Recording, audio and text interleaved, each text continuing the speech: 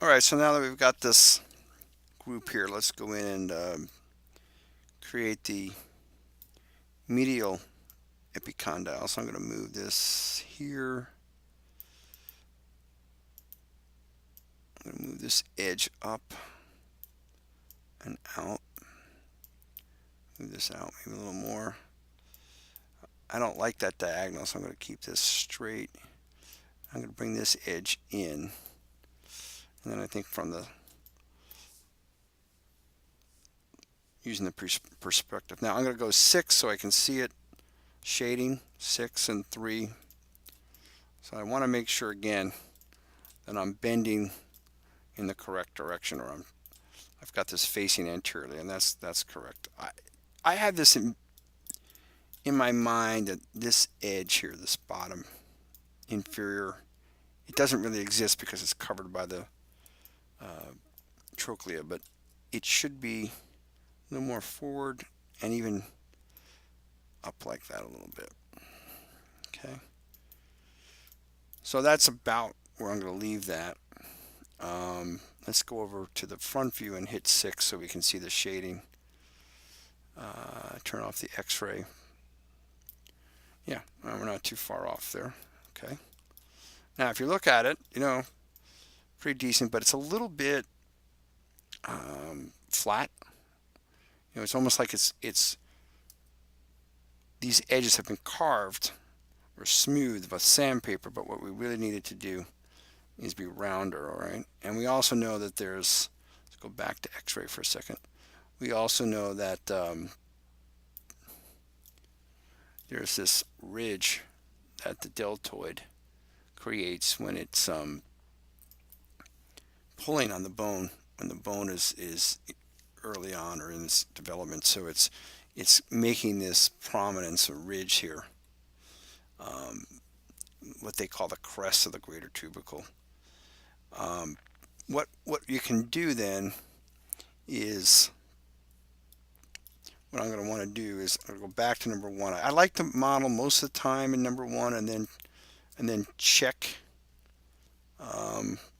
occasionally that by going to 3, see what it looks like. But if you model in 3, when you have this proxy smooth mode, it's not. It's often you'll make edges that will literally go underneath one another to get this what you think is correct. When you go back to 1, you'll see like an edge will be buried inside, and that's not going to allow you to put any texture on it. So you definitely don't want to do that.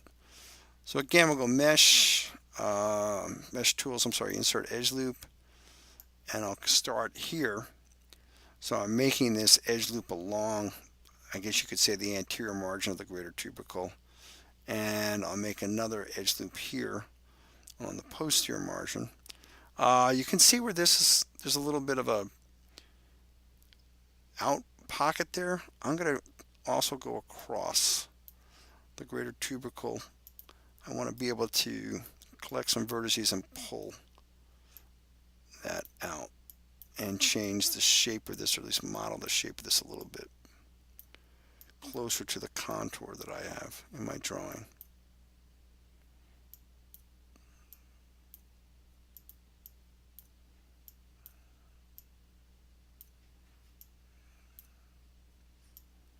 I may actually have to put another loop there, but I don't want to get too refined yet. Okay, so now that I've got that extra set of faces, I can right here and maybe I'm going to grab that face, hit the B key, and remember the B key turns on the soft select, and if I hold the B key down and middle mouse drag, I can change how much influence that has. So I'm going to grab these two faces.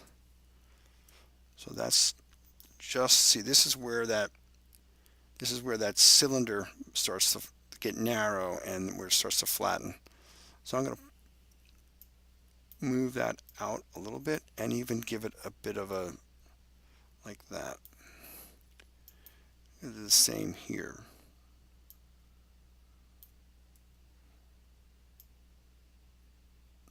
Okay.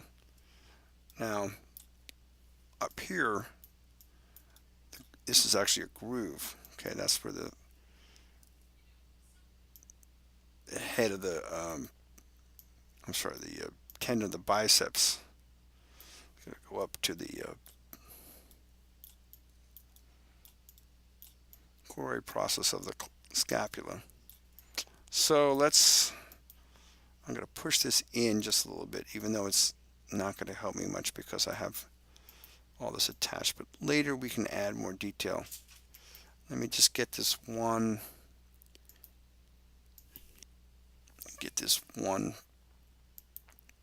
edge now. And maybe what I can do is actually rotate that edge out a little bit. There we go. Rotate that edge out a little bit. So we can kind of begin to start to see that groove in there. Okay. Now if I hit 3, you notice, you see how this is getting rounder now. And I need to do the same thing. If you compare it, for example, to the posterior surface, see how flat that posterior. Now, one of the things you have to be careful of, the posterior surface really is flatter. It doesn't have that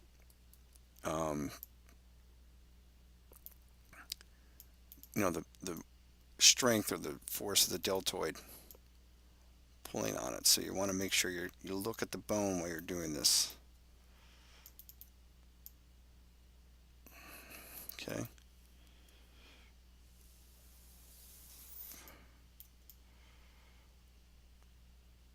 Okay, so we're pretty much like that. I think this is, my drawing maybe is exaggerating a little bit. I don't quite want to go so, I don't want to make quite such a extreme bend there. The reason I say that is, you want to, the function of the model and any illustration, whether it's a 3D or 2D, is to suggest the form, the function of the object or of the surface. So we don't want this to look like this bone is not doesn't have the strength to handle the force of the arm. All right, so that's about, maybe I'll let this shaft get just a little bit wider here. Okay, maybe a little bit here.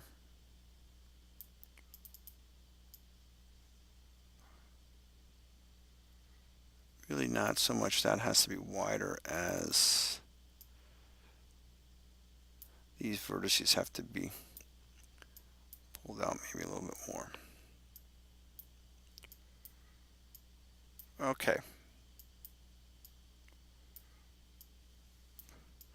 All right, so that's the shaft. And we'll double check my reference. I don't like this being concave though. That's something I know that doesn't happen. Oops. So my soft select is a little too aggressive there because it's pulling the entire. So I'm going to reduce it so it's not pulling quite so much. There we go.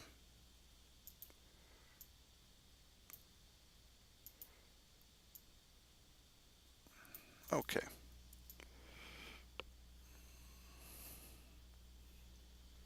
I think we can take some of these faces here on the lateral surface, scale them a little narrower, and pull them. See, now we've got a little more of a rounder shaft. Same thing here even on the medial surface. Again, they're not getting pulled out as much, but we can just increase or improve how round this thing looks. Okay, all right, so that's the shaft. Again, there's some things we could do, but right now we're just trying to get close.